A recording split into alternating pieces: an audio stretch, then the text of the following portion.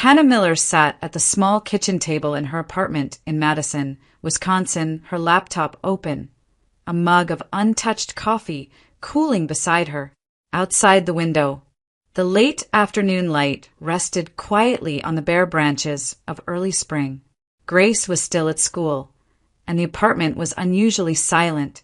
Hannah had not planned to read anything important that day. The article had appeared by chance, suggested by the news feed as she scrolled absent-mindedly, killing a few minutes before starting dinner. The headline mentioned a name that meant nothing to her at first. Margaret Collins, founder of a charitable foundation supporting disadvantaged children. Hannah clicked without expectation. The article was written in a restrained, almost understated tone. It spoke of Margaret's work over the past decade of outreach programs, foster placements, medical support for children born into families with no safety net. There were no dramatic claims, no grand speeches, just facts, numbers, quiet accomplishments. The journalist described Margaret Collins as composed, self-possessed, a woman who never raised her voice, yet somehow commanded attention when she entered a room. Hannah scrolled slowly, reading each paragraph more carefully than she intended to. A photograph appeared near the middle of the article. Margaret stood with 3 teenagers, her hand resting lightly on the shoulder of the youngest. They were not dressed alike.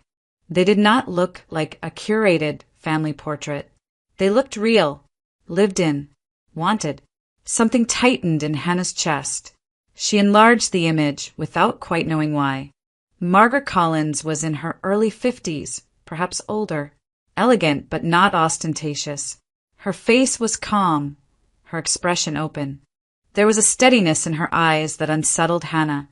Not warmth exactly, not softness, something deeper, a kind of restraint that came only from surviving something irreversible. Hannah leaned back in her chair, her fingers still resting on the touchpad. She studied the woman's posture, the angle of her shoulders, the way she stood slightly apart from the children, yet unmistakably anchored among them. A faint, irrational sense of recognition crept over her. She shook her head once, dismissing the feeling. It had been many years. Memory played tricks, especially when life slowed enough to allow it space. Still, she scrolled back up and reread the name. Margaret Collins. The foundation's headquarters were listed in another state, far from Madison. The article continued, detailing how Margaret had personally overseen the adoption of several children considered hard to place. Medical complications, behavioral histories, trauma, children others had passed over. The journalist quoted Margaret directly only once. A simple sentence, carefully chosen. Some children are not difficult, Margaret had said. They are simply waiting to be chosen. Hannah felt her breath catch. She stared at the screen, no longer seeing the words. Only the shape of a memory she had never fully allowed herself to examine. A woman, a stroller, a letter written in careful handwriting, a moment when the ground beneath her life had cracked open and then inexplicably held. She closed her eyes briefly. The apartment remained silent, the past long contained, stirred. It had always been easier to think of that time as a blur, as survival, as something that happened too quickly and too painfully to analyze. Hannah had never tried to find the woman who had helped them, had never known where to begin. Perhaps she had been afraid of learning the truth. Now, years later, a single question formed, quiet but insistent. Could this be her? Hannah reopened her eyes and looked once more at the photograph. The sense of recognition did not fade. Instead, it deepened, pulling her backward, away from the calm of the present and toward a past she had once believed was sealed. And slowly, without resistance, her thoughts drifted there. Hannah Miller had been born into a part of Madison few people chose unless they had no other option. The neighborhood sat on the edge of the city, a stretch of aging apartment blocks and narrow streets where buildings showed their years through peeling paint and drafty windows. In winter, The cold crept in no matter how tightly the doors were shut. In summer, the walls seemed to trap heat and noise, holding everything close and restless. Her parents lived from one paycheck to the next. Neither of them had finished more than basic schooling. They were not cruel people, and they did not wake each morning intending to fail their child. They were simply tired of work that paid too little, tired of a life that offered no clear way forward. By evening, exhaustion often turned into drinking, and drinking into loud conversations that stretched late into the night. The apartment was small, one bedroom, a narrow kitchen, a living room that doubled as everything else. At night, voices carried easily through the thin walls. Laughter, arguments, the clatter of bottles, sometimes shouting. Hannah learned early how to disappear into the corners of rooms, how to stay quiet enough not to draw attention. Fear was not constant, but it hovered, unpredictable, like weather that could turn without warning. There were days when the household felt almost light. If her parents had managed to earn a little extra, there would be cheap treats from the corner store, soda in dented cans, candy that tasted more like sugar than chocolate. On those evenings, Hannah felt close to happiness, but she also learned that those moments never lasted. Something always followed: noise, strangers, uncertainty. Hannah did not attend preschool. She stayed home alone from an early age, trusted to keep herself occupied while her parents worked or disappeared for hours at a time. She learned to make simple meals, to lock the door, to listen for footsteps in the hallway. The solitude suited her more than the chaos. In silence, she felt safer. It was only when she started school that Hannah understood how different her life was.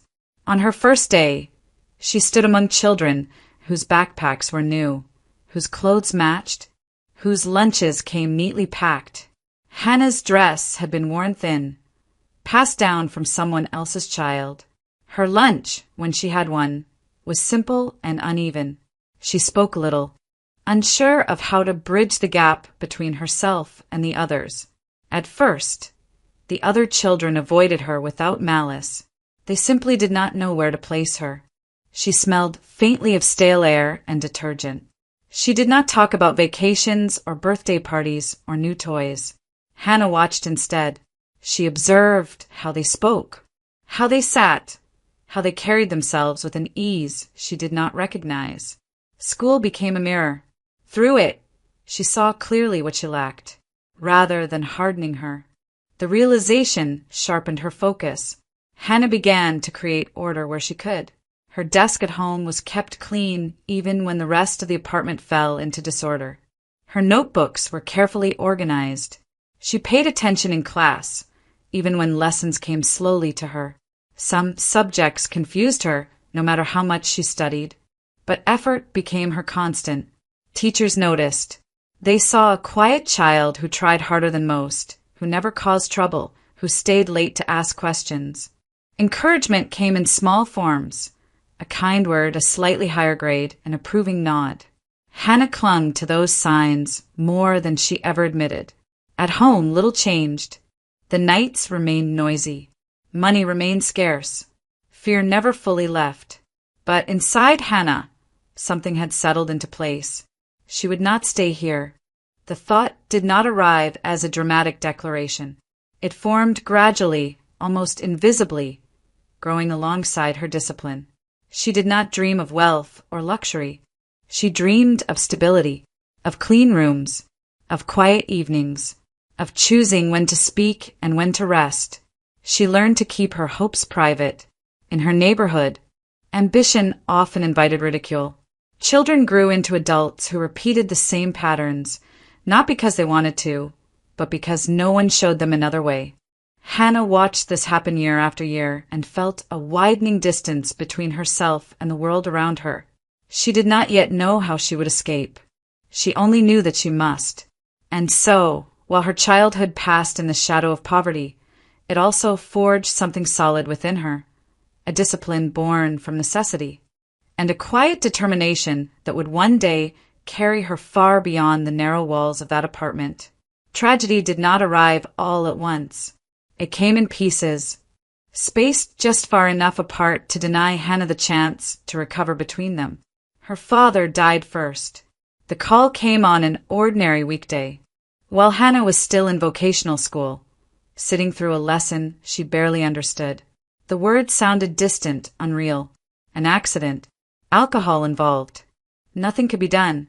By the time she reached the hospital, it was already over. There was no final conversation, no moment of clarity, just a body that no longer belonged to the man she knew, and a silence that felt heavier than any sound. Her mother unraveled quickly after that. The routines of their life collapsed. Bills went unpaid. Work became irregular. Nights grew longer and louder, then abruptly empty. Hannah watched her mother drift through days with a glassy detachment, speaking less, sleeping in fragments, disappearing for hours. Hannah tried to hold things together in the small ways she knew. Cleaning, shopping, reminding her mother to eat, but she was still a teenager, and the weight was more than she could carry. One winter night, her mother did not come home. Hannah stayed awake until morning, sitting fully dressed on the edge of the bed, listening for footsteps that never came. When the knock finally sounded, it was not her mother standing in the hallway. The explanation was brief, official, final. Exposure. Alcohol. No suffering, they said, as if that detail might help. Hannah had turned 18 only weeks earlier. The timing was cruel in its precision. She was legally an adult, spared the foster system, but that distinction brought no comfort. The apartment, already fragile, became impossible to maintain on her own. Grief hovered, but there was no space for it to settle. There were forms to sign, possessions to pack, decisions to make without guidance. School became a luxury she could no longer afford. Hannah withdrew from vocational training quietly without ceremony. She did not cry when she handed in the paperwork. She felt numb, as if her body had shifted into a mode that allowed only forward motion. Rent had to be paid. Food had to be bought. Bus fare mattered. Survival took precedence over everything else. She took the first full-time job she could find, then another when the first was not enough. The work was physically demanding, long hours on her feet, heavy lifting, repetitive motions that left her muscles aching and her hands raw. She returned home each night exhausted, too tired even to think. The disappointment came later in brief flashes, when she passed the school building on her way to work, when she saw former classmates laughing together, moving toward futures that seemed closed to her now. Hannah allowed herself no more than a moment for those thoughts. Indulgence felt dangerous. She could not afford it. In the quiet hours before sleep, however, she made a promise to herself. She would not live the way her parents had lived. She would not drift from day to day, numbing herself until years disappeared.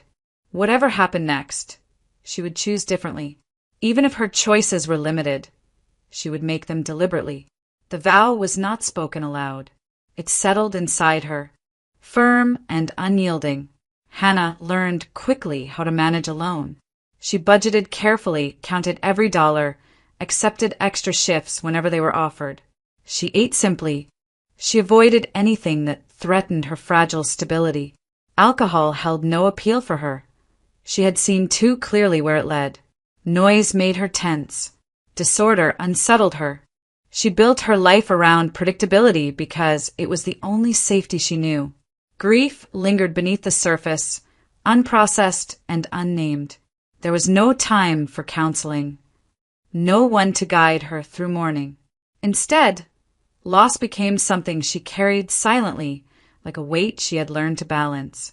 Yet alongside the exhaustion, a vision persisted.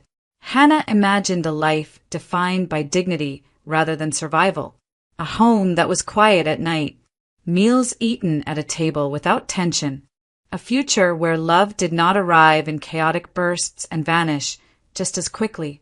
She did not dream of luxury. She dreamed of consistency, of being able to rest without fear.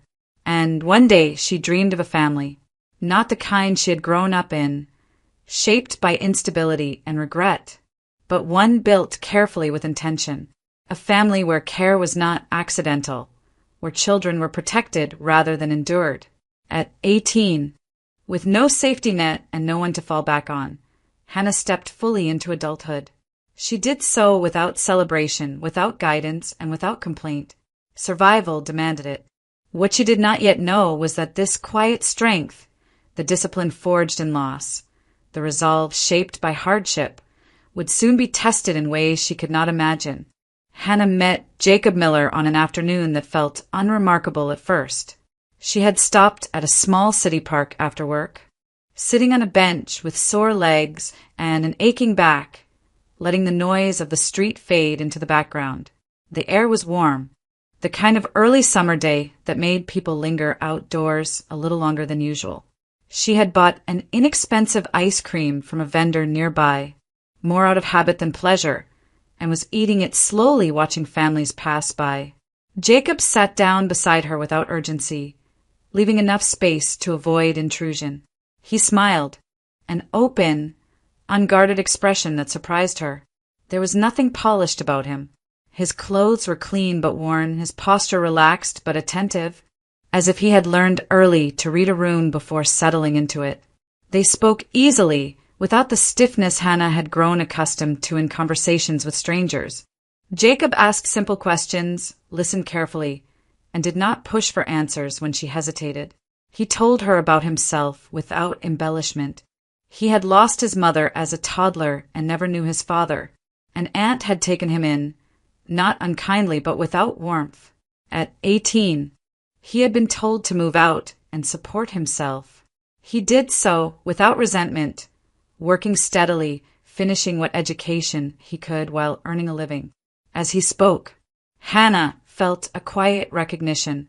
His story mirrored her own in ways that did not require explanation. They understood each other's silences. They both knew what it meant to grow up without a safety net, to step into adulthood before they were ready, to carry responsibility without guidance. Their relationship formed quickly, but not recklessly. It was built on shared routines and quiet evenings, rather than dramatic gestures. Jacob cooked simple meals with care. Hannah cleaned instinctively, organizing their small space until it felt almost peaceful. They talked about practical things, work schedules, rent, plans for the following week. In those conversations, something deeper settled between them.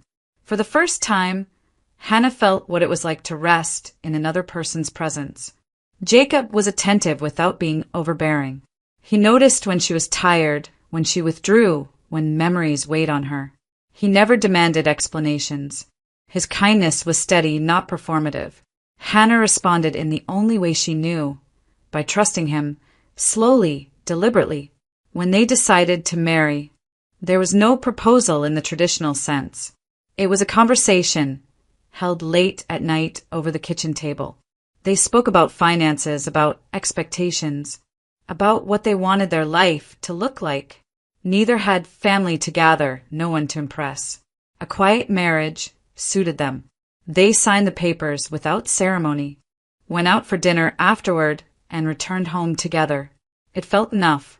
Marriage did not change their lives overnight, but it gave them direction. They began saving what little they could, setting aside small amounts with care. Every purchase was considered, every expense weighed. They dreamed not of luxury, but of security, of a home that belonged to them, of stability that did not vanish without warning. When Hannah discovered she was pregnant, the news arrived not with fear, but with a cautious joy that took time to unfold. She told Jacob in the evening, her voice steady despite the trembling in her hands. Jacob listened, then laughed softly, a sound full of disbelief and wonder. He held her carefully, as if afraid the moment might break. Hope, long dormant, stirred. They did not rush into celebration. Instead, they planned. They discussed childcare, medical appointments, savings. Hannah adjusted her work hours. Jacob took on extra shifts when he could. They read what they could find, made lists, asked questions. They wanted to be ready, even if readiness felt elusive. More than anything, they talked about the kind of childhood they wanted for their baby. They imagined quiet nights, regular meals, a home where fear was not constant. They promised each other they would be present, patient, and attentive. They knew they would make mistakes, but they also knew what they would not repeat. Chaos would not define their family. Neglect would not shape their child. For the first time in her life, Hannah allowed herself to believe in something lasting.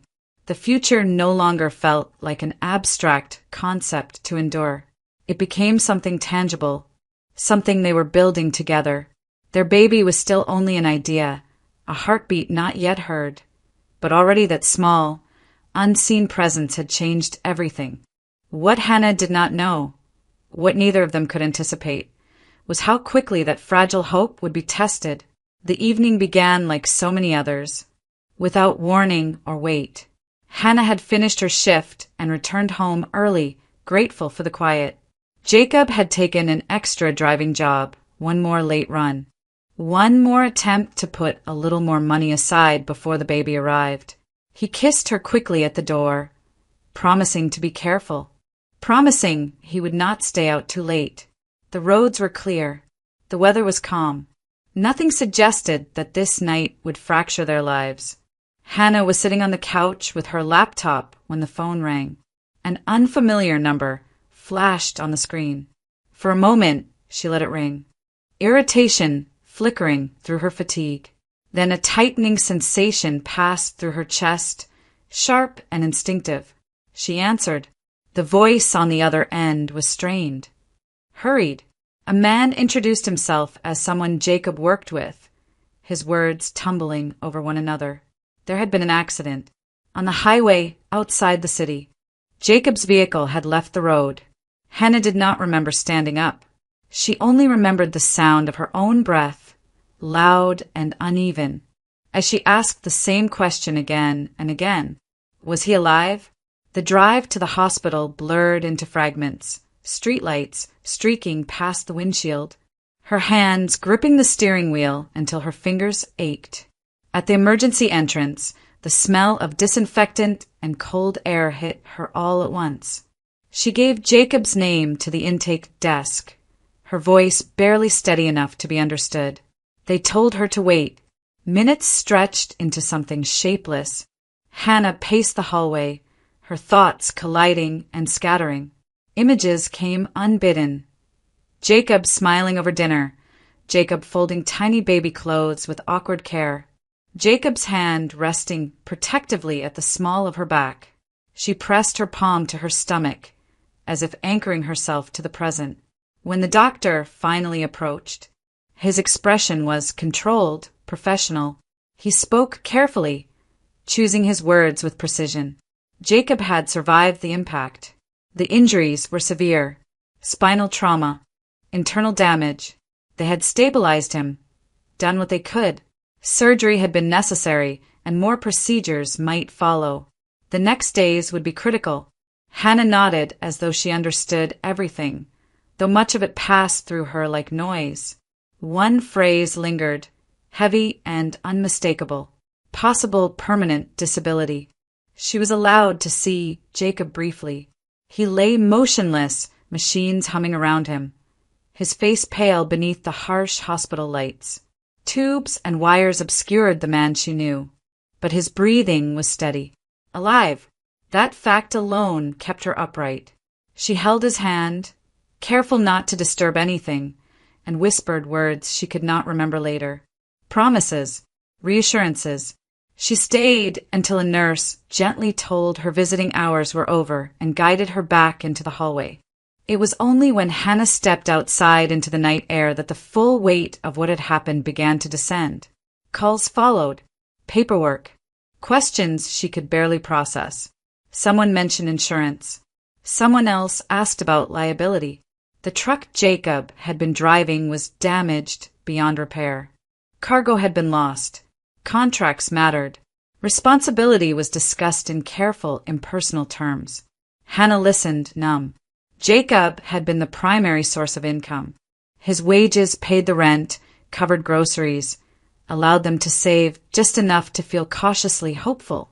Hannah's own earnings were modest, already strained by medical appointments and reduced hours. Now everything had shifted.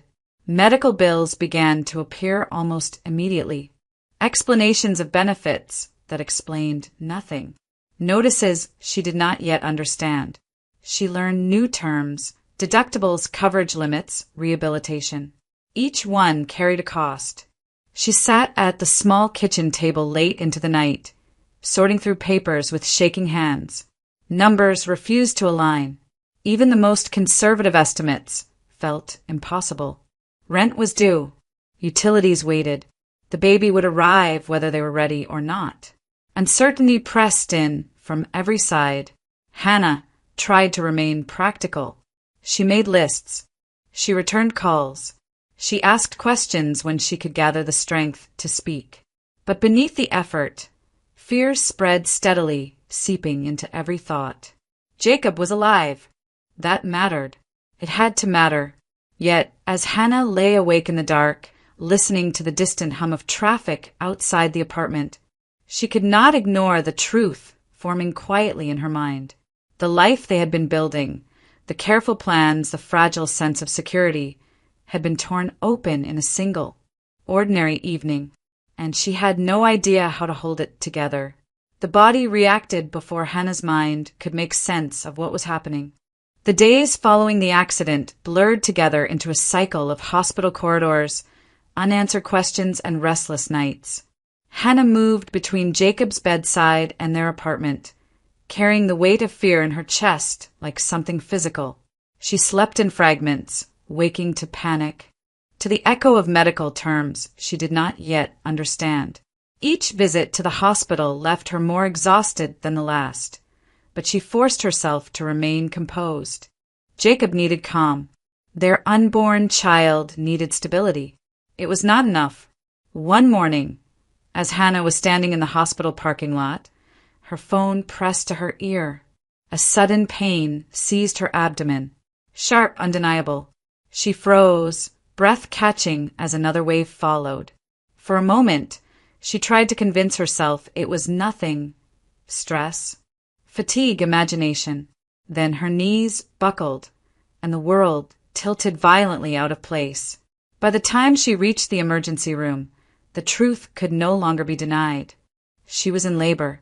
Too early. The hours that followed unfolded in fragments. Bright lights, urgent voices, hands guiding her onto a gurney. Someone asking how far along she was. Someone else asking where her husband was. Hannah answered automatically, her voice distant even to her own ears. Jacob was still recovering. Jacob could not come. She was alone. The delivery room was filled with movement and controlled urgency. Doctors spoke in calm, measured tones, explaining risks, outlining procedures, offering reassurances that sounded fragile even as they were spoken. Hannah focused on breathing, on staying present, on the faint hope that her body would hold on just a little longer. It did not. When Grace Miller was born, there was no immediate cry, only the swift, practiced motion of medical staff lifting her away. Hannah caught a brief glimpse, small, impossibly small, before her daughter disappeared behind a cluster of scrubs and equipment. The silence that followed was unbearable. Hannah lay back against the pillow, her body shaking, her heart pounding with a terror she could not articulate.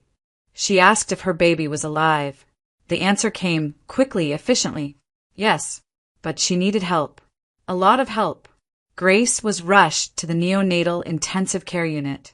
When Hannah woke later, the room was quiet in a way that felt unnatural. Machines hummed softly around her bed. Tubes traced paths along her arms. The absence beside her was louder than any sound. No baby. No Jacob. Just space. A nurse explained what had happened, repeating information Hannah barely absorbed. Grace was stable but fragile. Her lungs were underdeveloped. She would need to remain in the NICU for the foreseeable future. Days, perhaps weeks. They would monitor her constantly. There were no guarantees. Hannah nodded, her throat tight.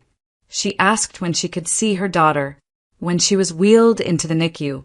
The sight nearly undid her. Grace lay inside an incubator, her tiny body connected to wires and monitors that dwarfed her. Her skin was translucent, her chest rising and falling with mechanical assistance. Hannah pressed her hand against the glass, afraid to touch, afraid to hope. Grace was alive.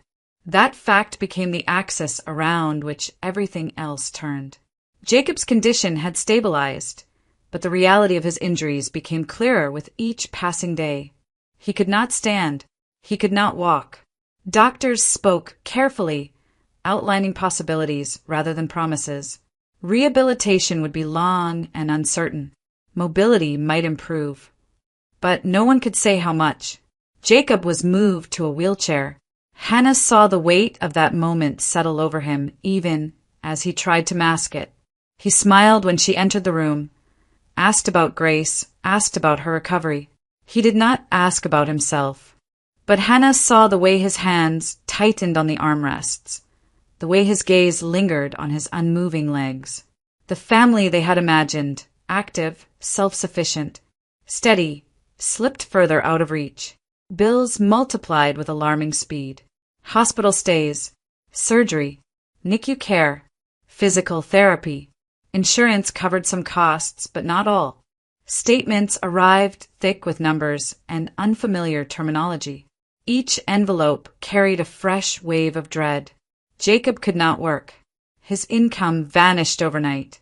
Hannah realized, slowly and painfully, that everything now depended on her.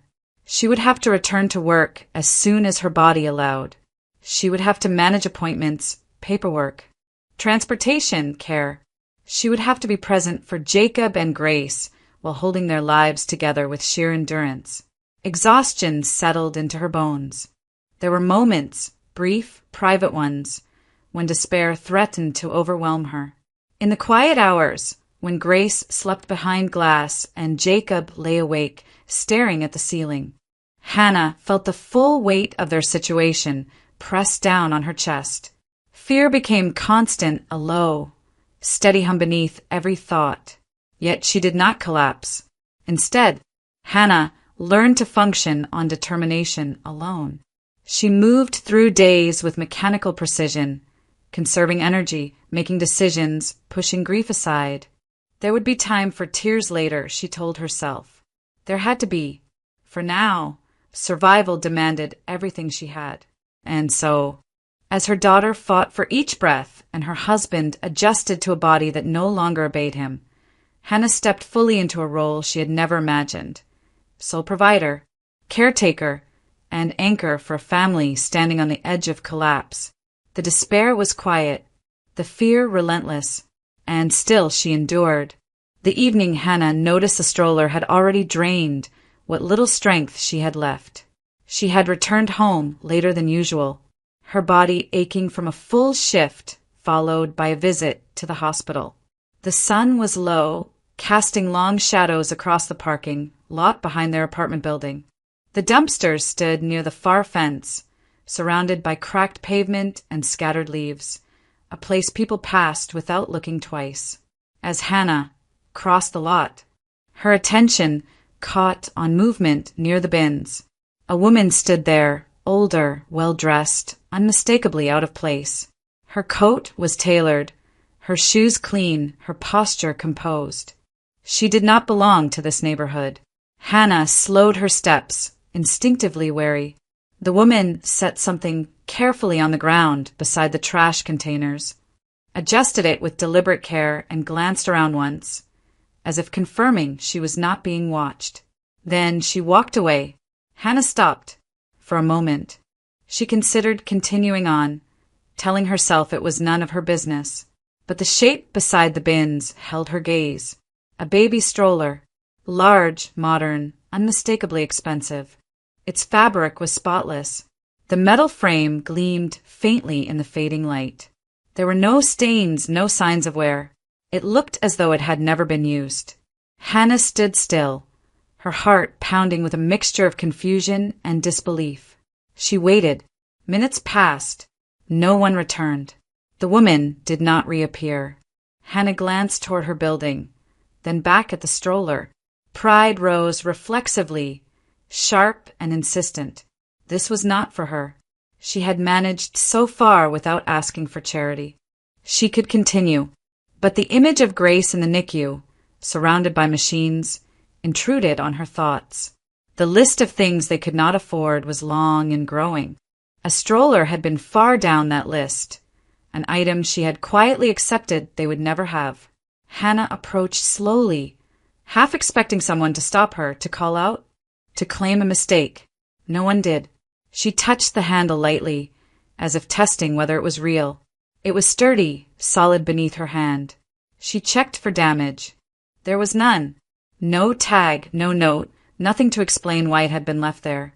She stood there longer than necessary, wrestling with herself.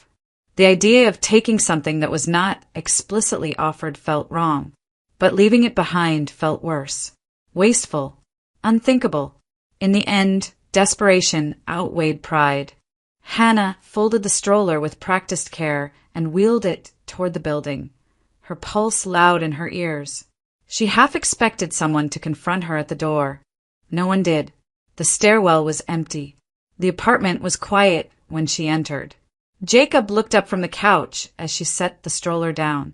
For a moment, neither of them spoke. "Where did that come from?" he asked finally, his voice cautious. Hannah explained, choosing her words carefully. She did not embellish, did not dramatize. She simply described what she had seen. Jacob listened without interrupting, his gaze fixed on the stroller.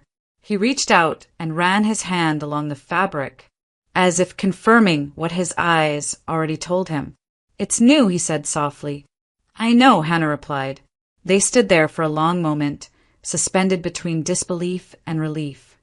Hannah felt a tightening in her chest she could not name. She told herself this was practical, nothing more. A necessity. Later that evening, after dinner, Hannah began cleaning the stroller, wiping it down despite its pristine condition. The repetitive motion calmed her. Jacob watched from the couch, his hands resting on his knees. As Hannah folded the canopy, Jacob noticed something tucked into the side pocket. He reached for it, his fingers brushing against paper. "There's something here," he said. He pulled out a folded letter. The envelope was unmarked. No name, no return address. The paper inside was thick, the kind chosen intentionally. Hannah stopped what she was doing, her breath catching as Jacob unfolded it carefully. They exchanged a glance, uncertain, uneasy. Jacob began to read. Neither of them knew it yet, but in that quiet room, with the evening settling around them and the stroller standing silently between them, the course of their lives had begun to shift. The letter was written in a steady, deliberate hand. Each line was neat, carefully spaced, as if the writer had taken her time, choosing every word with intention. Jacob read aloud while Hannah sat beside him, her hands folded tightly in her lap. "To the people who have found the stroller, if you are reading this letter, then the stroller has finally reached the child it was meant to serve. That thought brings me a quiet sense of peace. My name is Margaret Collins. I am writing this not because I expect anything in return, but because I believe that some stories need to be told, even to strangers, perhaps especially to strangers. I was born into comfort. My parents were successful, disciplined, ambitious people who believed deeply in achievement. From an early age, I learned that security came from control over circumstances, over emotions, over outcomes. I excelled in school, built a career in finance, and learned quickly how to win in rooms full of powerful people. For many years, I believed I was fulfilled. Work was not just something I did, it was who I was. I traveled constantly, managed portfolios, spoke at conferences, and built a reputation for calm authority. People listened when I spoke. They trusted my judgment. I told myself that I was making an impact, that my work mattered. Children, I believed, could wait. I watched friends step away from their careers, their conversations narrowing to diapers, sleep schedules, and exhaustion. I told myself I was different, more focused, more disciplined. I said I would become a mother someday when the timing was right, when I had accomplished enough to deserve it. I did not realize that time does not negotiate. By the time I truly wanted a child, I was no longer young. At first, I was unconcerned. I had always succeeded through effort and persistence. I assumed this would be no different. It was. Years passed. Doctors' offices replaced conference rooms. Charts and test results replaced quarterly reports. Every month brought hope, followed by disappointment. I learned the language of infertility far more intimately than I ever wanted to. Procedures, hormones, waiting rooms filled with women pretending not to cry. I became angry at my body, at women for whom pregnancy came easily, at myself for having waited, at the world for not bending, for once, to my will. My husband, Victor, tried to be patient. He suggested alternatives, adoption, fostering, letting go. I rejected them all. I wanted my child, my blood, my proof that I had not waited too long. Eventually, against all odds, I became pregnant. I believed I had finally won. The pregnancy was difficult from the beginning. Complications appeared early. Bed rest became mandatory. Doctors warned me repeatedly that my body was under severe strain, that continuing the pregnancy carried serious risks. I listened, and I did not listen. I told myself that modern medicine could handle anything, that women gave birth under far worse circumstances, that the pain, the fear, the warnings were temporary obstacles standing between me and the life I had waited for. I was wrong. My son was born far too early. I saw him only briefly, small, fragile, surrounded by machines and wires that seemed larger than his body. I remember his hand, no bigger than my thumb, and the impossible weight of love and terror that flooded me all at once. He lived only a few days. When he died, something inside me collapsed. I had prepared for motherhood in every practical way. The nursery was complete. Clothes were folded. Toys were arranged. The stroller you now have was chosen after weeks of research. I wanted only the best. I wanted to give him everything. What I had not prepared for was grief. The world did not end, but my identity did. I was no longer the woman who knew exactly who she was. I was no longer the professional who solved problems efficiently. I was a mother without a child, trapped in a house full of reminders. I blamed myself. I blamed the doctors. I blamed my ambition. I blamed my body for failing me and my son for leaving me. None of that made sense, and all of it felt true at once. Therapy came next, reluctantly at first. I was forced to sit still with questions I had avoided my entire life. Why had I waited? Why had I believed success could replace connection? Why had I dismissed motherhood as something I could schedule? I began to see myself clearly, perhaps for the first time, not as a villain, but as someone who had misunderstood what mattered. I could not save my son. That truth was unbearable. But slowly, painfully, another truth emerged. There were children in the world who were alive, breathing, waiting, and who had been abandoned not by choice but by circumstance. At first, the idea of helping other children felt like betrayal, as if loving them meant replacing my son. It took time to understand that love is not a finite resource. I began visiting shelters, then foster homes, then hospitals. I listened to stories I could not forget. Children born into poverty, illness, neglect, violence. Children no one was waiting for. Helping them did not erase my grief, but it gave it direction. The stroller remained untouched for years. It stayed in storage, pristine and unused. When I found it again, I did not feel the sharp pain I once had. Instead, I felt something quieter. Resolve. I did not want to donate it anonymously to an organization where it would disappear into inventory. I wanted it to go to a family who needed it desperately. A family who had not planned perfectly. A family who was doing their best under impossible circumstances. I watched. I waited. I trusted instinct over logic. When I saw you, I knew. You did not see me watching. I saw exhaustion, fear, and love all at once. I saw a child held close, and a man trying to be strong in a body that had betrayed him. I heard fragments of conversation about medical appointments, about money, about a stroller you could not afford but clearly needed. The stroller alone was not enough. I knew that. I chose to leave it where pride would not interfere. I hoped the letter would explain what my silence could not. If you are reading this, please know this. You did nothing wrong by taking it. It was meant for you. Your child deserves a beginning that is not defined solely by hardship.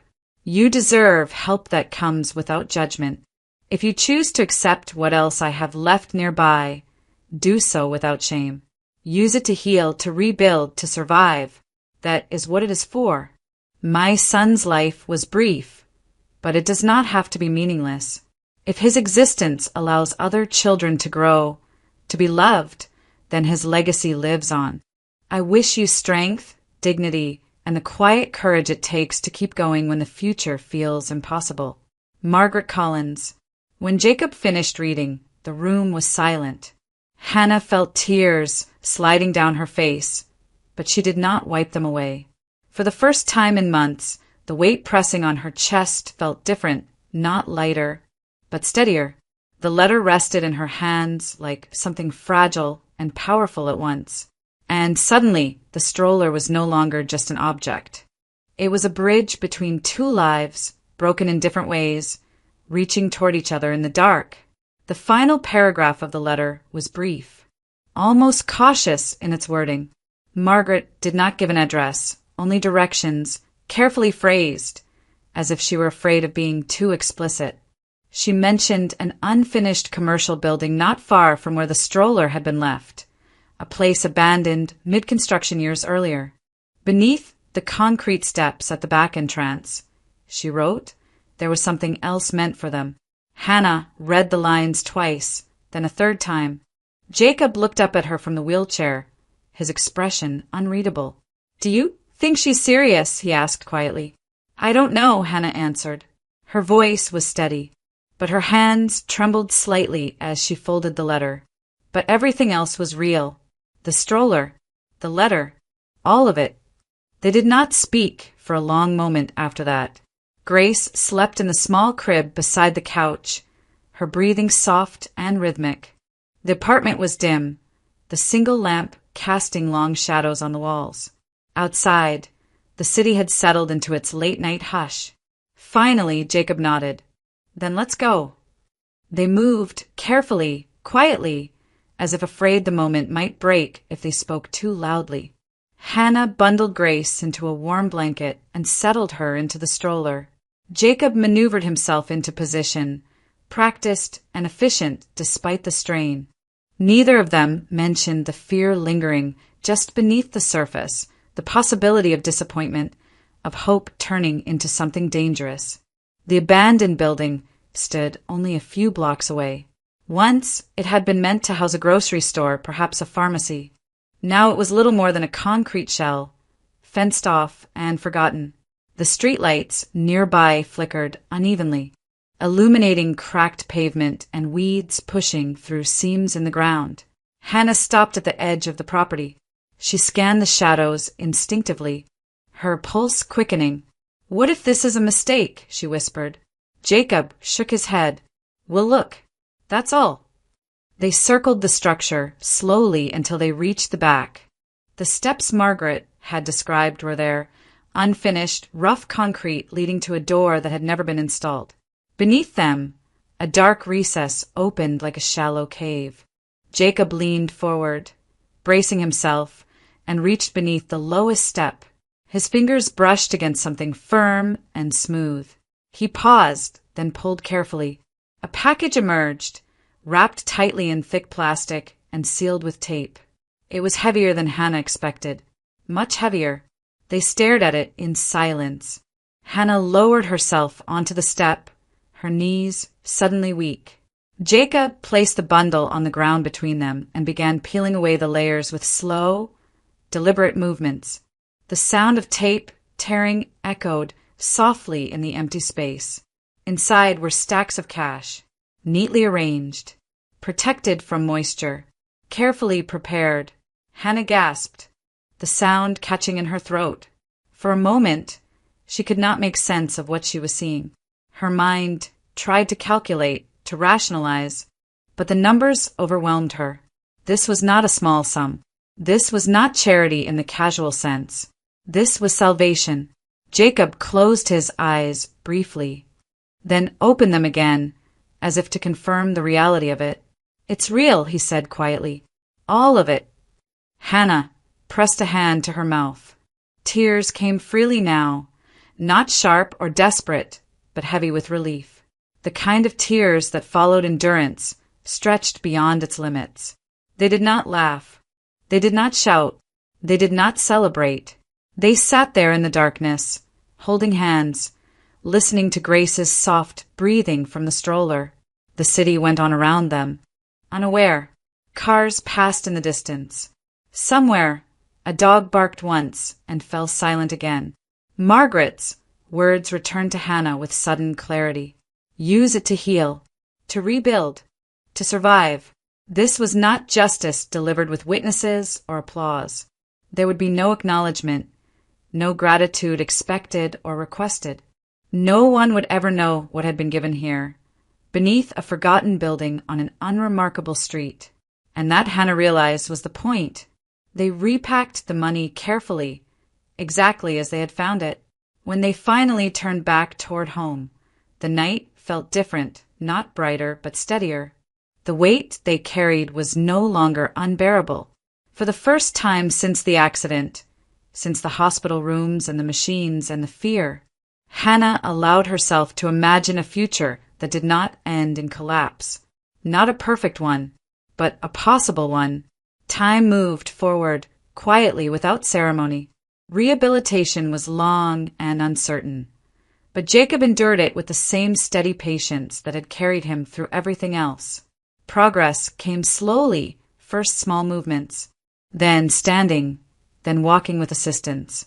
Months passed, then years. He never fully returned to the man he had been before the accident, but he reclaimed something just as important: independence.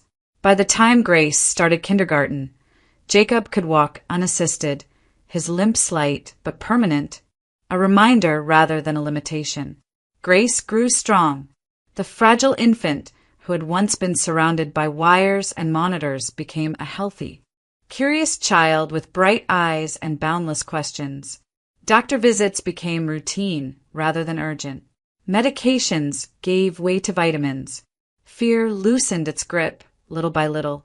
The Millers' life was modest. They never became wealthy. They did not try to.